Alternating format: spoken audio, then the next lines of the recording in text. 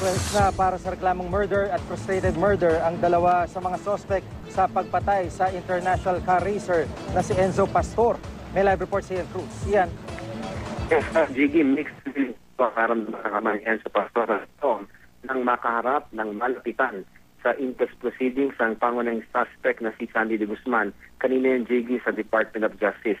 Nakasusta ng GMA News itong at lalo raw niyang naramdaman ang pagkalungkot sa pagkamatay ng kanyang anak. Murder, illegal possession of firearms itong si De Guzman. Murder naman para sa gunman na si PO2 Edgar Angel. Isinama na rin sa reklamo si Dalia, ang misis nitong si Enzo, na ipinagharap ng reklamong parricide. Ayon kay Attorney Sal Panelo, ang abogado ni Pastor, labis ang pagkabigla ng pamilya sa nangyari. Umaasa pa rin daw sila na hindi totoong kasabwat ang asawa ni Enzo sa krimen alang-alang sa mga anak nila. Pero nananalig daw sa pag-iimbestiga ng PNP ang pamilya. Ayon kay itong Pastor, huli raw nilang nakita ang dalawang apo noong Hulyo noong 40 days mula ng pagkamatay ni Enzo. Nais daw nilang makuha ang dalawang apo mula kay Dalia at hiningan ko nga Jiggy ng mensahe ang ina ni Enzo para sa manugang na si Dalia. Ang nasabi lamang nito ay labis daw silang nalulungkot. Submitted na nga for resolution ang reklamo laban kay De Guzman, pero kinwestiyon ng abogado ni De Guzman ang pagkaka-aresto sa kanya ng PNP. Sa ilalim naman sa preliminary investigation ang reklamo ni PO2 Angel ayon sa state prosecutor ng DOJ. Samantala, Jiggy, katabi ko ngayon si Senior Superintendent Roberto Pajardo ng CIDG na isa sa mga tumulong dito sa kasong ito. Sir, yung kaso ni Dalia, siya po ay may reklamo ng parricide. Paano po ngayon, sir? Hihintayin pa ba natin yung warrant of arrest para ma-arresto po ito? Iyan. Kailangan natin antayin yung warrant of arrest na i-issue ng court. Kasi matagal lang nangyari. So, yung follow-up operation, hindi na rito, naangkop. So, we have to wait for the warrant of arrest to be issued by the court bago natin si Dalia ma-arresto. So, for the meantime, we will be monitoring her movement at the same time while waiting for the warrant of arrest from the court. So, nag-issue. Sir, paano natin matitiyak na hindi makaalis ng bansa itong si Dalia?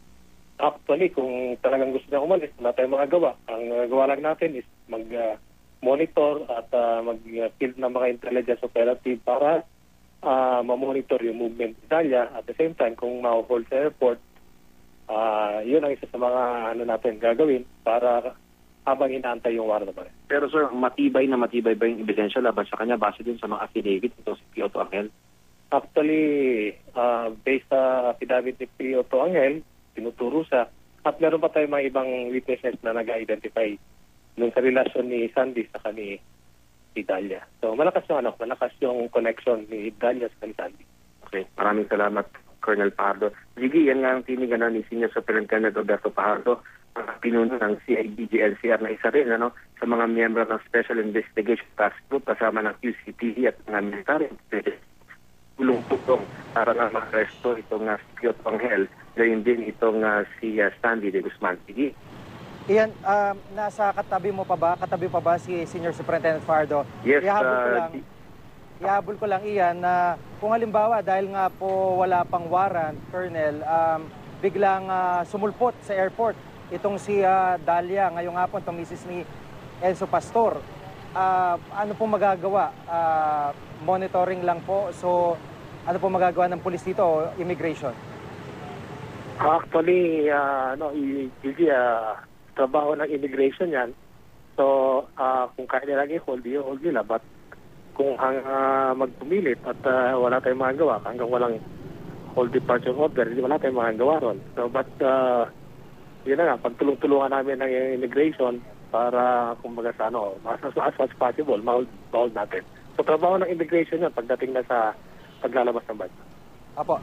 Pero sa ngayon po, wala pa pong impormasyon kung saan po siya o nagpayag na pa po siya ng pagnanais na lumutang kaugnay po ng kasong ito.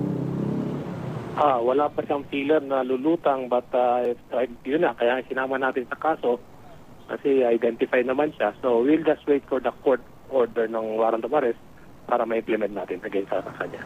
Apo. Maraming salamat po sa pagkakataon, Senior Superintendent Roberto Fajardo at kay Ian Cruz. Maraming salamat din.